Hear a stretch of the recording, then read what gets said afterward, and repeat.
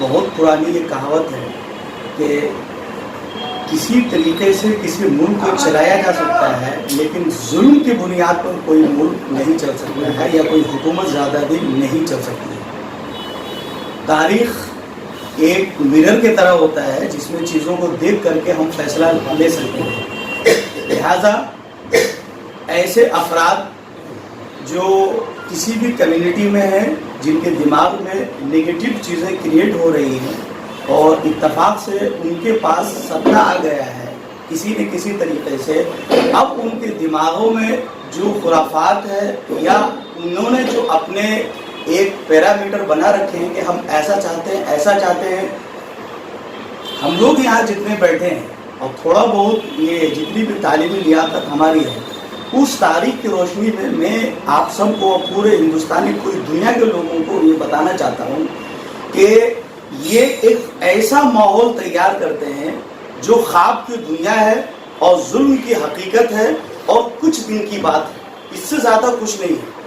ایک ایسی خواب کی دنیا جس میں آپ کو لبھایا جاتا ہے اور لوگ کی بنیاد پہ آپ ان کو ووٹ دیتے چلے جا رہے ہیں اور ملتا کچھ نہیں ہے۔ سڑک بنی نہیں لیکن چالان کئی گنا بڑھ سکتا ہے۔ ملک میں امن و امان ہے نہیں لیکن آپ کے اوپر خوف طاری کیا جا سکتا ہے۔ ایک روٹی کم کھا کے آپ رات سے صبح کر سکتے ہیں لیکن خوف اگر آپ کے سر کے اوپر منڈلانے لگے تو یاد رکھیے نہ یہ نرم بستر آپ کو نیند دینے کے قابل بنے گی، نہ یہ چھت آپ کو آرام دینے کے لائق رہے گا۔ لہٰذا ایک ایسا واتاورن تیار کیا جا رہا ہے، ہر شخص جو ڈیولپمنٹ کے بارے میں سوچتا ہو، دیش کو مضبوط کرنے کے بارے میں سوچتا ہو، ایسی ساری سوچوں کو پرے اور کنارے کر کے ایک خواب کی دنیا میں ان کو ڈھکیلا جائے اور صرف جو ہے ان کے اوپر چند ایسی چیزیں خوف کو طاری کر دیا جائے۔ یاد رکھیے ہر ملک کو سپر پاور بننے کا سپنا ہوتا ہے اور سارے لوگ کوشش کر رہے ہیں، لیکن اپنے لوگوں پر اتیاچار کر کے، گھر کے افراد کو باہر کر کے یقیناً جو ہے یہ کوئی اچھی بات نہیں ہے۔ لہٰذا ان کا چال، چرتر، چہرہ یہ تینوں سامنے آ چکا ہے۔ جب اوتھ یہ کچھ اور ہوتا ہے، جب مائک یہ کچھ اور ہوتا ہے اور جب ایمنڈمنٹ یہ کچھ اور پلان ہوتا ہے۔ لہٰذا یہ تینوں چیزیں جو ہے سامنے آ چکی ہیں۔ لہٰذا ملک کو اگر بچانا ہے، دیش کو پوری دنیا کے سامنے مضبوط رکھنا ہے، اس کے لیے ضروری ہے کہ ایسے ہاتھوں سے ستا کو چھینا جائے اور ایسے ہاتھوں میں دیا جائے جن کا چال، چرتر اور چہرہ ایک ہو، نہ کہ ہاتھی کے دانت کی طرح دکھانے کے لیے کچھ اور کھانے کے لیے دوسرا۔ لہٰذا یہ ساری کوششیں اس سمت اور اس جانب ڈائیورٹ کی جا رہی ہے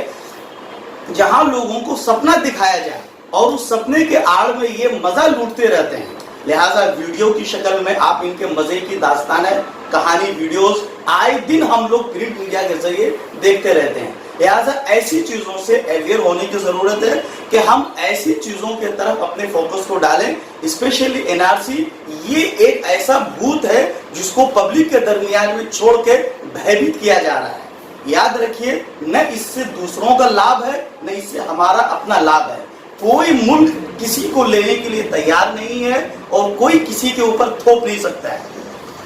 یہ ایک فیکٹ ہے۔ لہٰذا ڈیٹینشن کیمپ کو بنانے کے بجائے ایک ایسے سماج کو بنائیے جہاں سارے لوگ پریم، بھائی چارہ، اخوت، محبت جیسے دوسرے لوگ پہلے مثال دیتے تھے۔ ہندوستان کا نام آتے ہی بھائی چارہ، آپس میں محبت، پریم، اس کی مثال دی جاتی تھی۔ لہٰذا ایسی ہی گیتوں کی ضرورت ہے جہاں ساری کمیونٹی کی تعریف ہو، ایسی ہی سوچ کی ضرورت ہے جہاں سارے لوگ اچھی سوچ کے حامل ہو۔ لہٰذا آج کی بھی میٹنگ کا یہ مقصد تھا، اتنے بڑے پد پہ ہوتے ہوئے اس طرح کے بیانات سے کہیں نہ کہیں ان کو معافی مانگنے کی ضرورت ہے اور سخت اور کٹھور شبدوں میں جو ہے ان کے خلاف FIR درج کرنا چاہیے تاکہ ان کے بعد کوئی دوسرا اس طرح کے پد کی گریما کو جو ہے وہ پھلانگ نہ سکے۔ لہٰذا انہی باتوں پر میں اپنی بات کو ختم کرتا ہوں اور آپ سب یہاں آئے پوری ٹیم کی طرف